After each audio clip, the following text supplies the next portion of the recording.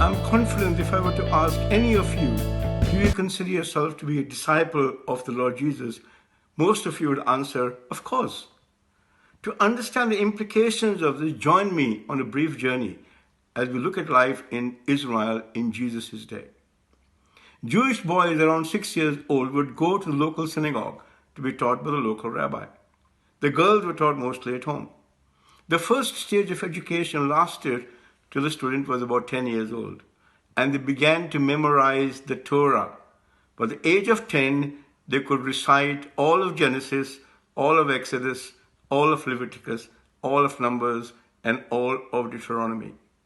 The best of the group would go on to the next stage. The others would go home to continue learning the family business in anticipation of following it in their turn.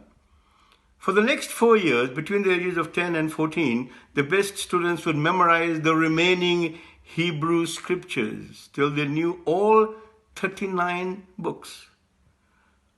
In addition, hundreds of years had passed when brilliant teachers had discussed the words of God, wrestling with what they meant and how to live them out.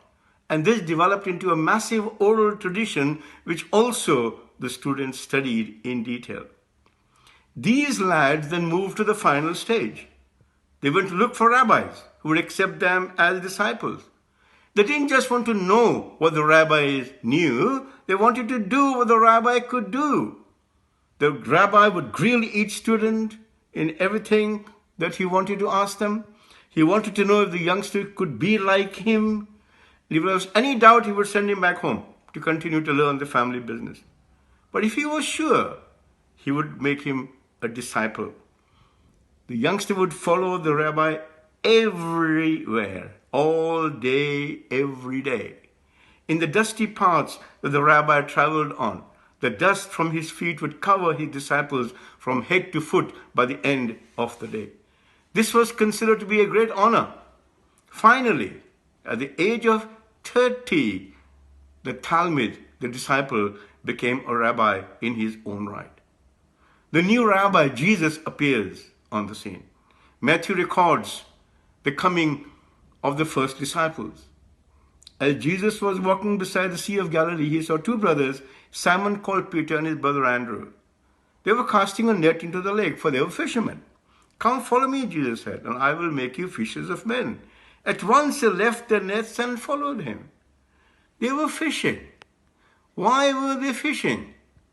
Because they were not disciples.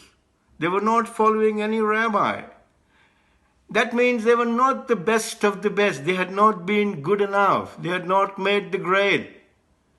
Now, a rabbi calling someone was totally unheard of. Of course, you would drop your net and follow him. Jesus was saying he believed they could be like him. When he called you and me and we became his disciples, that is what he is saying to us as well. Do you see Jesus as your disciple? Paul writes in 1 Corinthians chapter 1, "Brothers and sisters, think of what you were when you were called. Not many of you were wise by human standards. Not many were influential. Not many were of noble birth.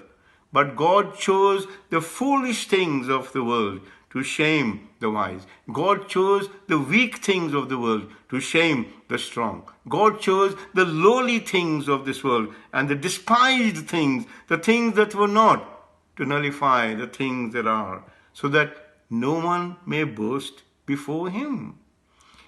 Jesus' movement has always been a movement of nobodies and anybody's. They're not good enough. He calls them and us to be his disciples, and the course of human history is changed. Remember Peter stepping out of the boat?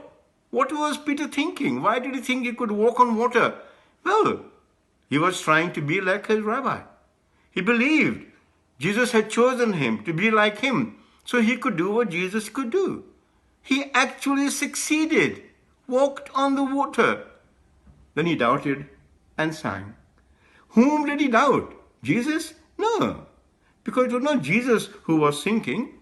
Peter doubted himself, or rather he doubted his capacity to be empowered by Jesus, which is what happens to you and me more often than we like to think. So Jesus' immediate question to Peter and to us is, you of little faith, why did you doubt? Yes, we need to believe in Jesus, but we also need to believe in ourselves because he believes in us. Faith in Jesus is important, but what about Jesus' faith in us? He must have had faith in his disciples because he left everything in their hands. He counted on them to continue his work on earth. The them is now us, you and me. I believe Jesus has faith that we can follow him and that we can be like him. Note his invitation, Matthew 11:28-30. Come to me, all you who are weary and burdened, and I will give you rest. Take my yoke upon you and learn from me, for I am gentle and humble in heart, and you will find rest for your souls. For my yoke is easy and my burden is light. Rabbi, Jesus' yoke. So may we continue to have faith in Jesus, no matter what we are facing. May we come to see that Jesus has faith in us, that we can be like him and overcome the world. People of love and compassion and truth. We are the people of forgiveness and peace and grace and joy and hope, reaching out to others with his love in this world that we are facing today. And may we be covered in the dust of our Rabbi, Jesus. God bless you.